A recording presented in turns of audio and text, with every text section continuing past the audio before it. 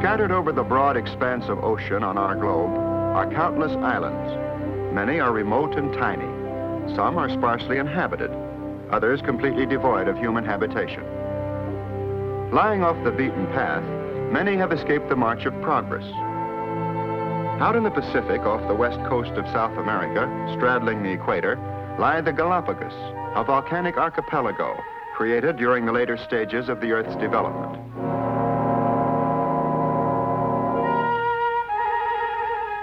Lacking essentials for colonization, these islands were ignored by early explorers. It was not until the mid-19th century that their unique forms of wildlife attracted the attention of leading naturalists.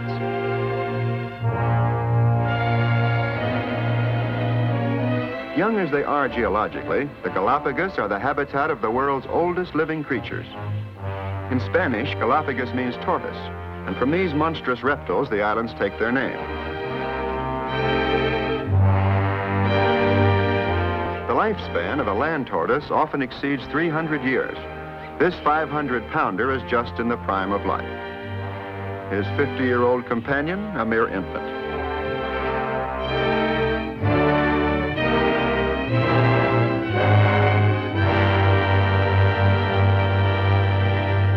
Other reminders of the prehistoric world are the land iguanas, modern replicas of ancient dinosaurs. Extinct elsewhere, here they continue to flourish in an undisturbed environment. Rare as this reptile is, it has an even more unusual relative, the marine iguana.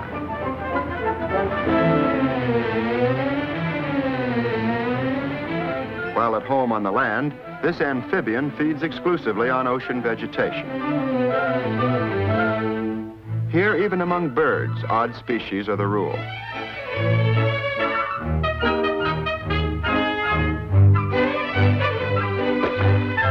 Having developed from fish to reptile to bird, the flightless cormorant is now evolving backward.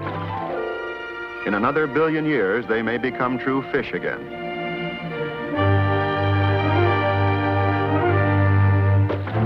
Another bird who's forsaken the sky for the sea is the Galapagos penguin. Though most penguins are found in frigid climates, this branch of the family has adapted to life in warm equatorial waters.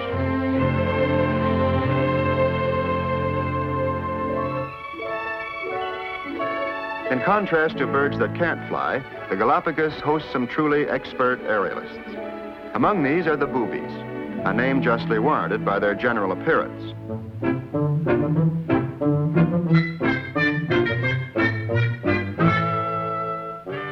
Different varieties are distinguished by brilliantly colored feet. So there is a blue-footed booby and a red-footed relative.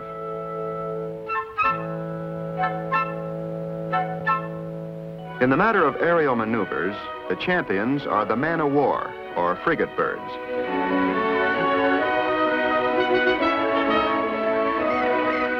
In addition to winged acrobatics, the man-o'-war is a master of exotic mating rituals. When romance calls, the males stake out their homesteads. Then the fiery color of the crop seems to advertise, lonely bachelor desires to meet unattached lady. Object, matrimony.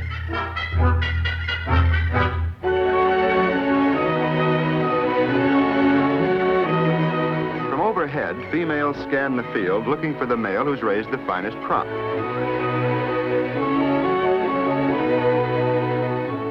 While picking a mate is strictly lady's choice, the males don't always accept her decision without a fight. But these battles also offer opportunities for still others to woo the fair lady. Since she's more interested in courtship than combat, she's quick to accept another's proposal.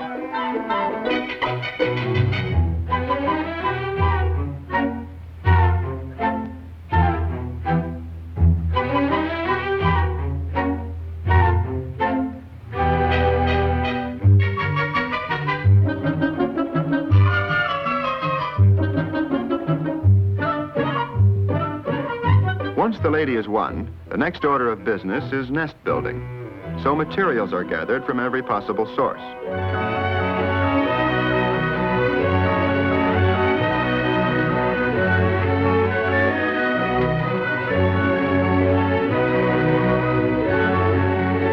The man-o-war is a natural-born pirate who would rather steal sticks than gather his own.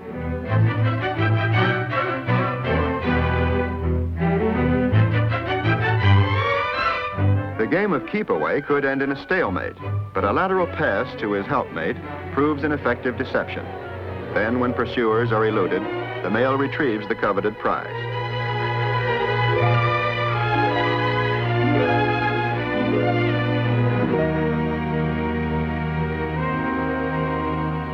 On this clumsy nest, the eggs are laid, and a new generation is on the way. But compared to a man-o-war chick, the ugly duckling was a bird of paradise.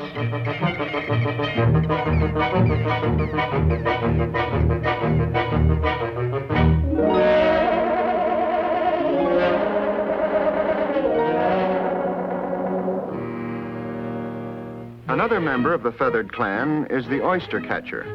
With slender beak, she pries into small crannies for shellfish. But it takes a lot of limpets to make a meal.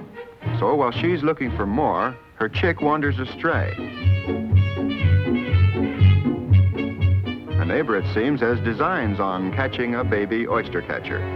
But the red rock crab soon discovers that good as she is at opening oysters, the mother is even better at cracking crab.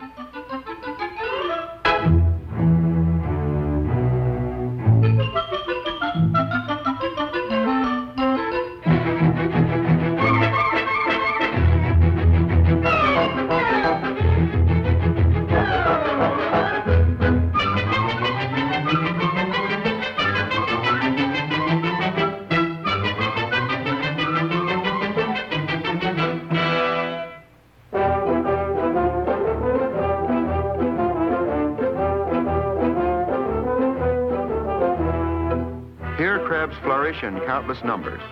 In fact, the islands are literally crawling with them.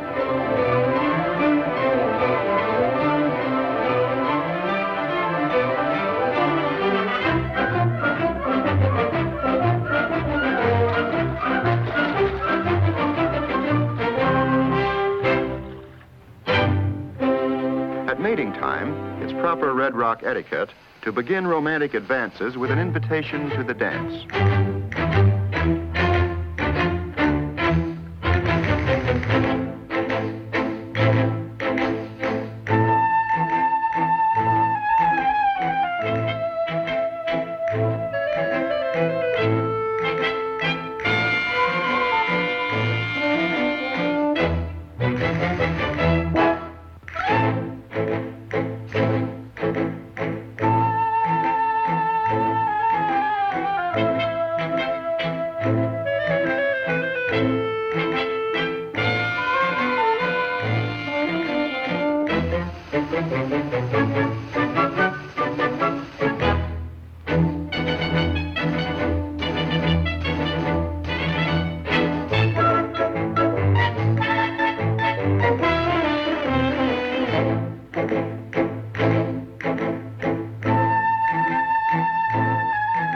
With courtship concluded, the happy couple retires to a romantic hideaway.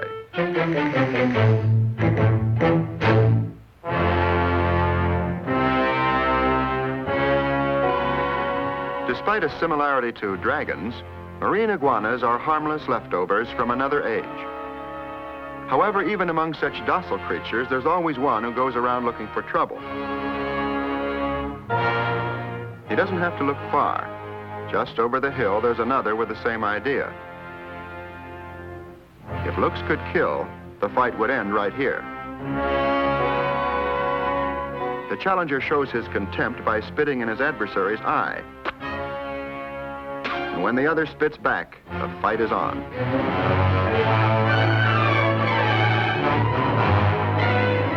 The disturbance attracts many spectators, all in a hurry to get the finest view.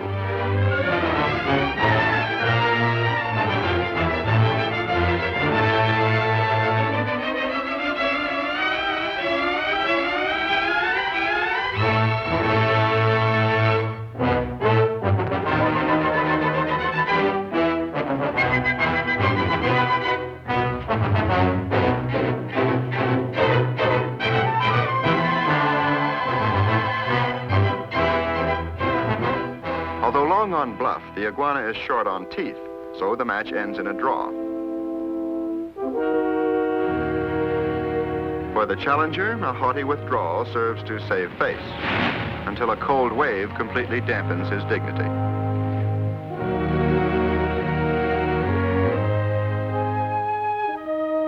"200 miles off the west coast of Mexico lie the seldom visited Guadalupes. Isolation in this undisturbed environment accounts for the survival of the elephant seal.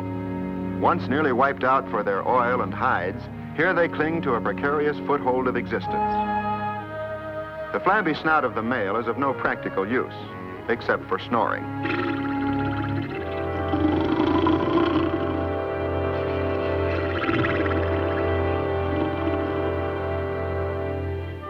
Elephant seal home life is built on the harem principle, with one bull possessing a dozen or more wives. Roving bachelors are always on the prowl, so constant vigilance must be maintained.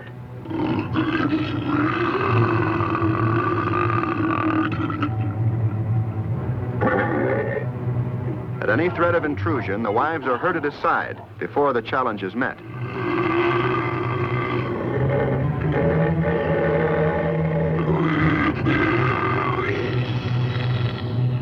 Once the battle is joined, a critical decision is in the making. To the winner will go the harem, so naturally the outcome is of vital concern to the ladies.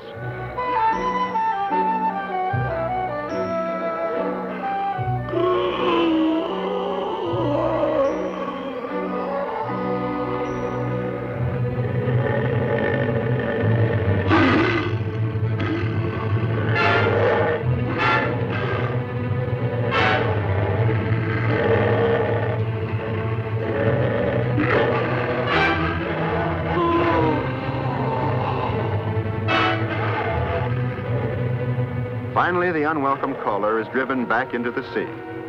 A sadder but wiser suitor, who for the moment has lost all interest in the opposite sex. Of all the islands of the sea, the Falklands of the South Atlantic host some of the strangest inhabitants. High on seashore cliffs, colonies of king shags make their home.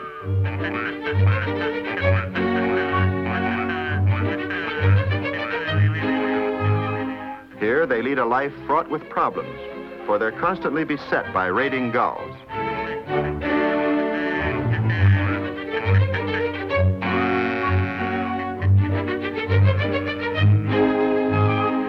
Word of an untended nest travels fast, and fresh eggs attract birds of a feather, demanding a cut of the loot.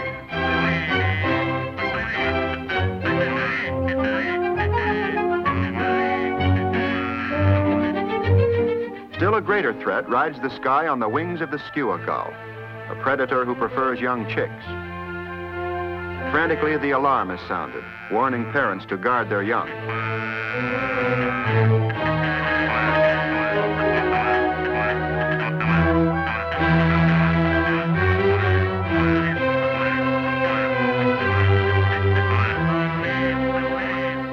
Although kidnapping seems certain, at the last moment the intruder is frustrated and must be content to pick the bones of some former victim.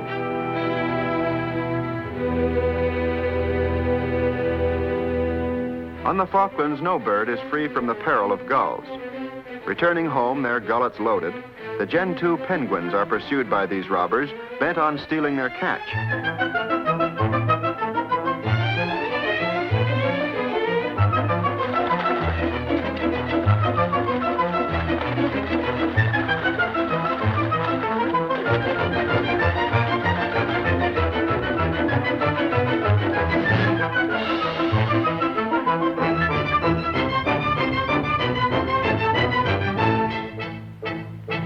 Their approach to the rookery rings the dinner bell for the young, and fast footwork is required to ration the food equally.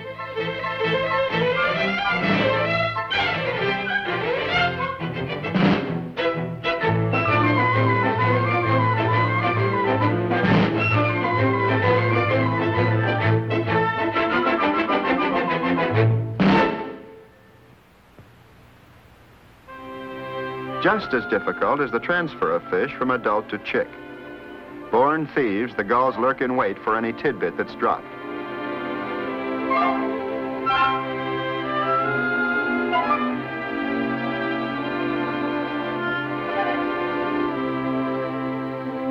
While the gentoos have their counterpart in well-known Antarctic penguins, other Falkland breeds are far more unusual. There are no wild burrows on the Falklands, yet the beaches echo with the bray of the jackass. The jackass penguin, that is.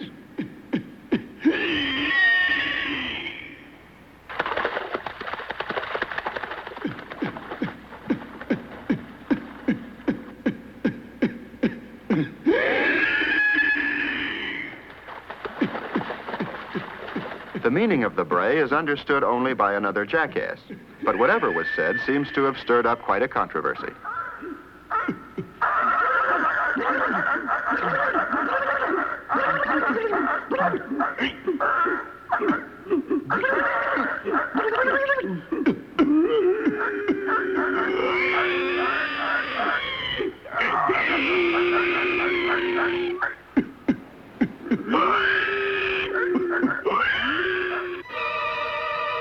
Falkland penguins, however, aren't all beach dwellers.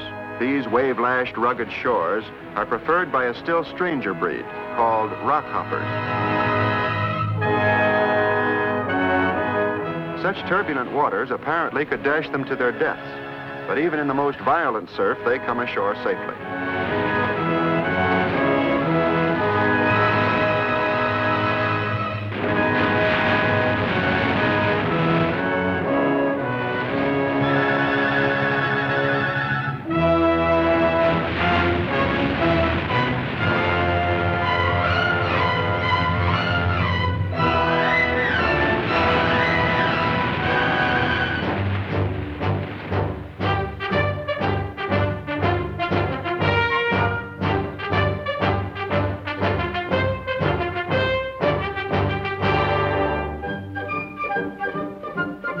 Although they're fish eaters, the rock hoppers are cliff dwellers. Each day they journey up and down the nearly perpendicular palisades.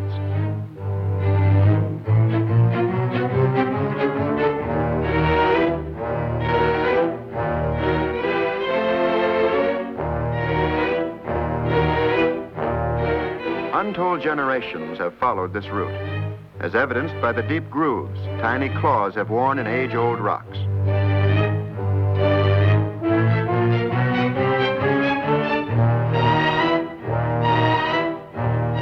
But it's still a long way to the summit, and the trip would certainly have been easier if their ancestors hadn't forgotten how to fly.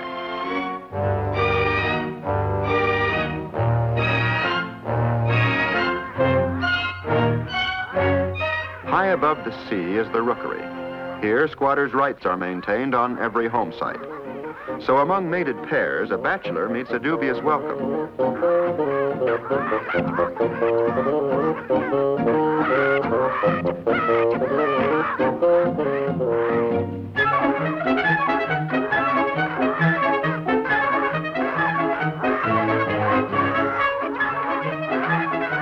Tempers grow steadily shorter, at last erupting into a knockdown, drag-out brawl.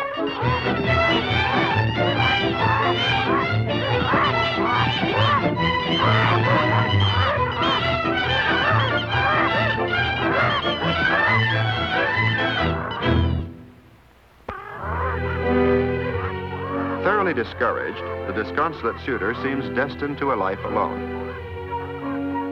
Then, it's love at first sight.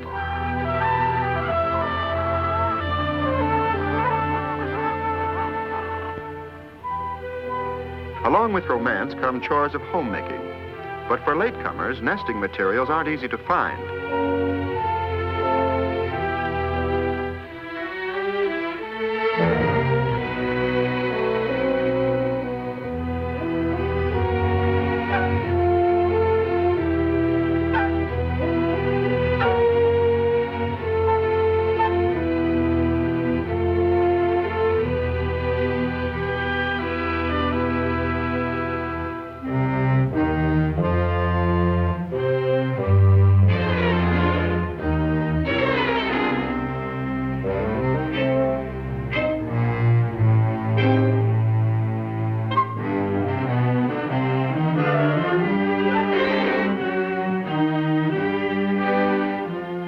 the labor, his reward is a tongue lashing, and orders not to come back without some bigger sticks.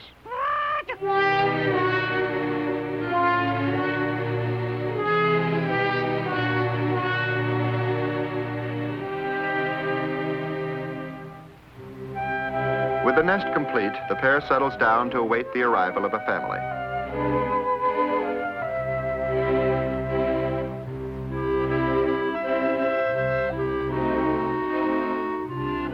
As the chicks grow, child care becomes more demanding, for the ever-alert skua presents a constant threat.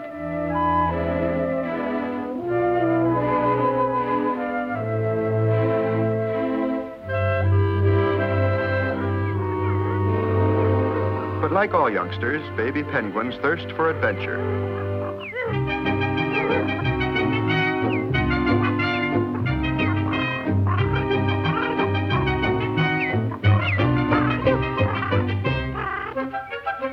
Despite efforts to keep him in the fold, the headstrong truant wanders far beyond the limits of safety.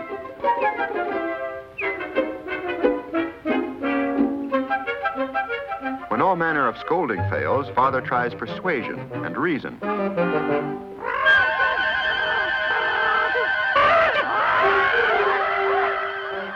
Ignoring frantic warnings, the prodigal continues his wanderings, heedless of the impending tragedy.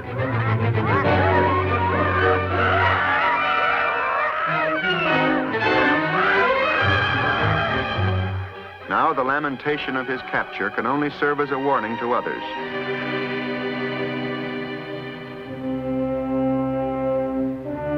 In spite of perils, most chicks survive. When they reach the molting stage, they're abandoned by their parents.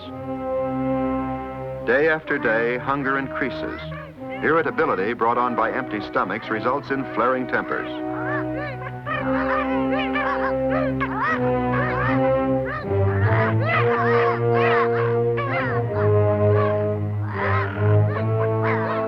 But neither fretting nor wailing can appease hunger. Far below, the raging surf offers their only hope for survival. So hunger at last overcomes fear, and they make their first sojourn down to the sea.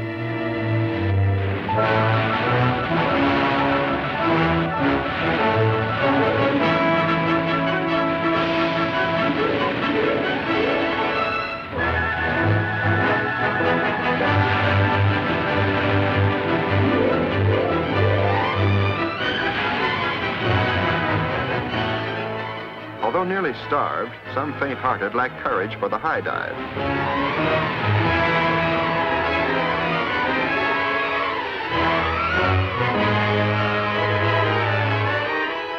Even here, one straggler still can't make up his mind, until a friendly wave does it for him.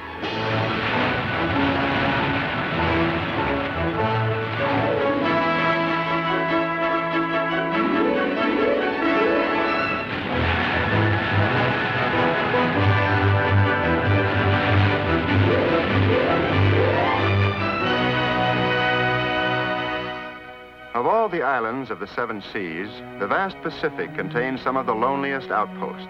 Tiny islands and atolls of the Midway group provide mating and nesting sites for the albatross. This is a bird of extremely specialized existence. Most of its life is spent over vast areas of open ocean, so it isn't entirely at home on land.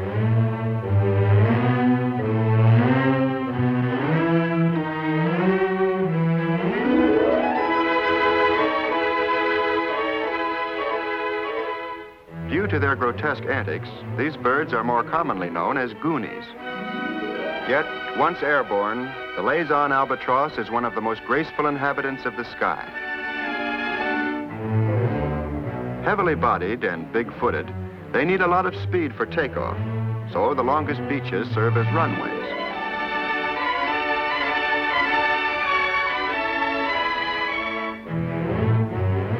If distance is misjudged, takeoffs may be canceled at the last moment.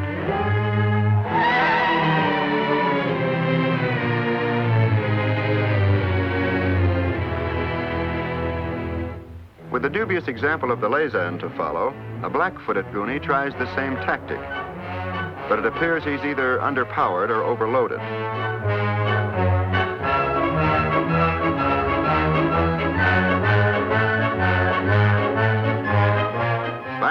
reaches maximum rev up, only to ground loop into a parked neighbor.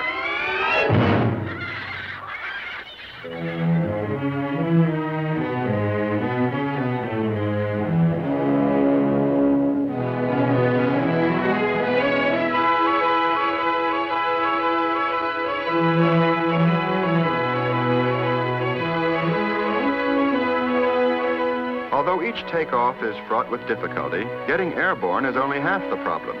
It's in landing that the Goonie really lives up to his name.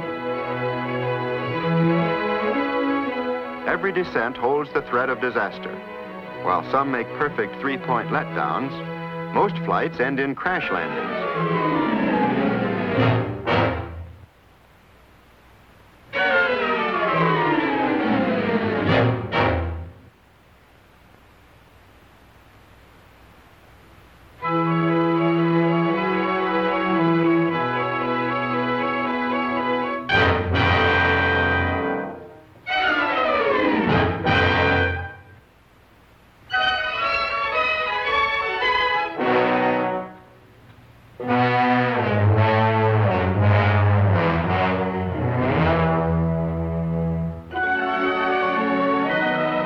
The albatross is a creature of the sky. Over vast areas of open ocean, they find their haven for survival, as along with other rare and unique species, they cling to a precarious foothold of existence on the faraway and isolated islands of the sea.